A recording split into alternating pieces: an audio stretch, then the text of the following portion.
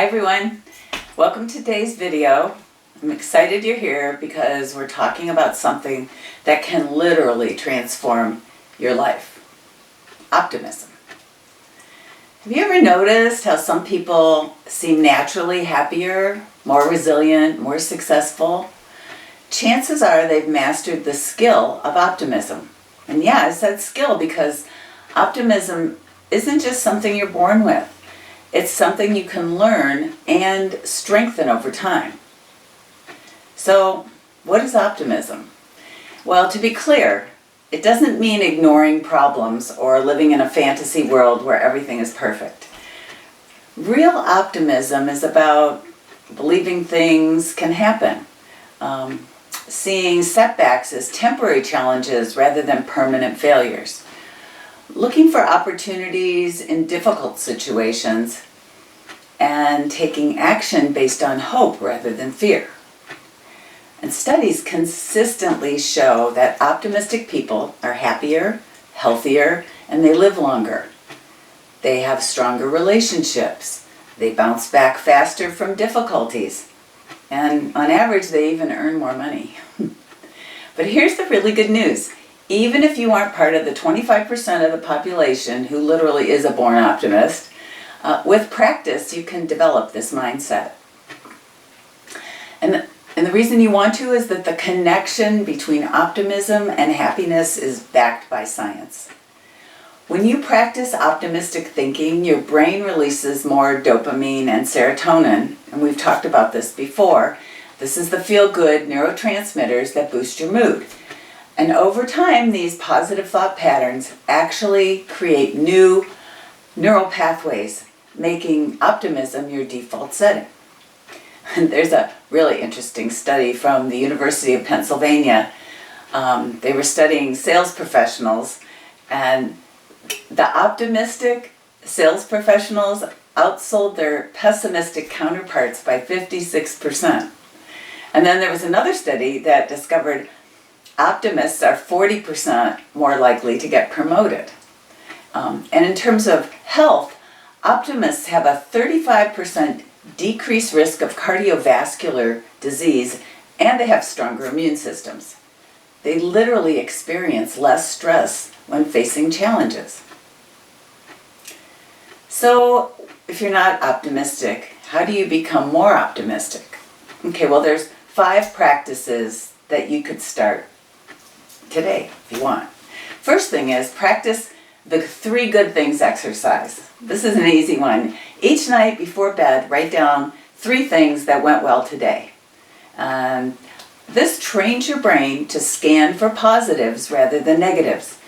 After just 1 week, studies show that this exercise, it significantly increases happiness and decreases depression. Okay, number 2. Challenge negative thoughts. When something bad happens, pay attention to your automatic thoughts. Are you catastrophizing? Are you making it personal? Are you seeing it as permanent? Okay, there's this 3 P's approach you can try. Personal, permanent, pervasive is how you try to remember it. It was developed by Martin Seligman, who's a psychologist. Okay, the first thing is don't take it personally. Instead, say, this isn't all my fault. Say that instead of, I always mess things up. Or you don't have to say it out loud, you can think it too. Okay, know that whatever it is isn't permanent. So you could say or think, this is a temporary setback. Instead of saying something like, things will never improve. They will. It's temporary. Everything's temporary. And then avoid pervasive thinking. So you would say or think, this is just one specific challenge, instead of my entire life is ruined. Your entire life is never ruined. There's always space for redemption. Okay. Number 3, surround yourself with positive influences. Okay, the people who you spend your time with will dramatically affect your mindset. So spend more time with optimistic friends. Follow uplifting social media accounts. Listen to inspiring podcasts instead of doom scrolling news. And as we all know right now, with what's going on in our little world, there is not much good news. So better to look for something good to read about. Okay, number 4, create a gratitude practice. Gratitude is optimism's best friend. Start each morning by naming 3 things you're grateful for. This can be really simple. It could be, I'm grateful for my morning cup of coffee. I'm grateful for my comfortable bed. I'm grateful that I just got a text from my good friend. Research shows that just 6 weeks of regular gratitude practice can increase your baseline happiness by about 10%, and that's the same as doubling your income. So that's hard to believe, but it's true. Okay, and the 5th one is visualize success. Athletes have used this technique for decades. What you do is you take 5 minutes each day to vividly imagine yourself succeeding at an upcoming challenge. Feel your emotions, see the details, hear the sounds, use all your senses, and make it big and bold and bright. This mental rehearsal not only builds confidence, but actually improves performance by creating a blueprint for your brain to follow. Okay, now, I can almost hear you skeptics out there saying, well, this is all easy for you to say, but you don't know my situation. Well, you're right, I don't. But I do know that everyone has challenges. Some are more difficult to overcome than others.